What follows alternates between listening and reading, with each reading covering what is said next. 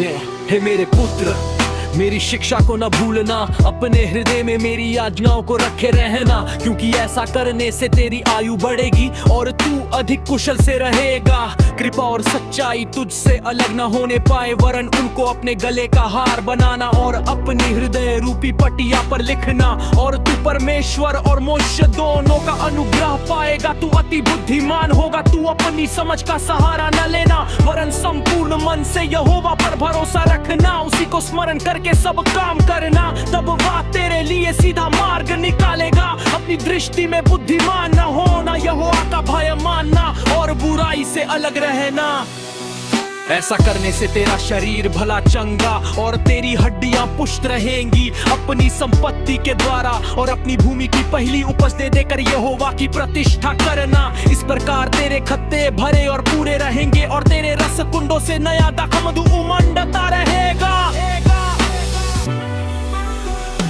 हे मेरे पुत्र, यहोवा की शिक्षा से मुंह न मोड़ना, और जब तुझे डांटे तब तू बुरा ना मानना, क्योंकि यहोवा जिससे प्रेम रखता है उसको डांटता है, जैसे कि बाप उस बेटे को जिसे वो अधिक चाहता है। क्या ही धन्य है वो मनुष्य जो बुद्धि पाए और वो मनुष्य जो समझ प्राप्त करे, क्योंकि बुद्धि की प्राप्ति चांदी की प्राप्ति से बड़ी और उसका लाभ चौके सोने के लाभ से भी उत्तम है। वो मूंगे से अधिक अनमोल है और जितनी वस्तुओं की तू लालसा करता है उनमें से कोई भी उसके तुल्य न ठहरेगी। उसके दाहिने हाथ में दीर्घायु और उसके बाएं हाथ में धन और महिमा है। उसके मार्ग मनभाऊ है और उसके सब मार्ग कुशल के हैं। जो बुद्धि को ग्रहण कर लेते हैं उनके लिए वह जीवन का वृक्ष बनती है, और जो उसको पकड़े रहते हैं वो धन्य है। यहोवा ने पृथ्वी की ने बुद्धि ही से डाली और स्वर्ग को समझ के द्वारा स्थिर किया।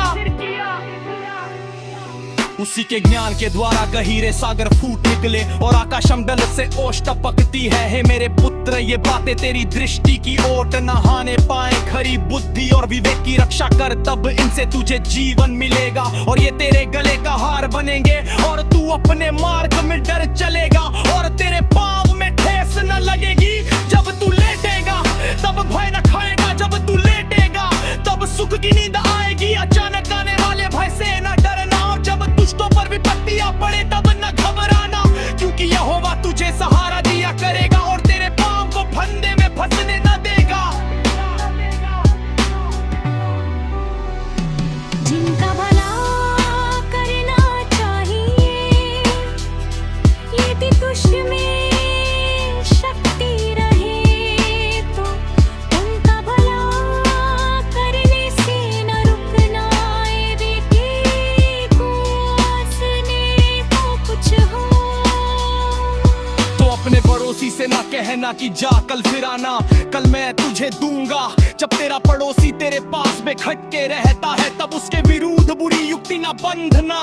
जिस मनुष्य ने तुझसे बुरा व्यवहार न किया हो उससे अकार मुकदमा खड़ा न करना। उपद्रवी पुरुष के विषय में डाह न करना, न उसकी सी चाल चलना, क्योंकि यहोवा कुटिल से घृणा करता मन, परंतु अपना भेद सीधे लोगों पर खोलता है। दुष्ट के घर पर यहोवा का शाप और धर्मियों के वासस्थान पर उसकी आशीष होती है। ठट्ठा करने वालों से वो निश्चय ठट्ठा करता है और दीनों पर अनुग्रह करता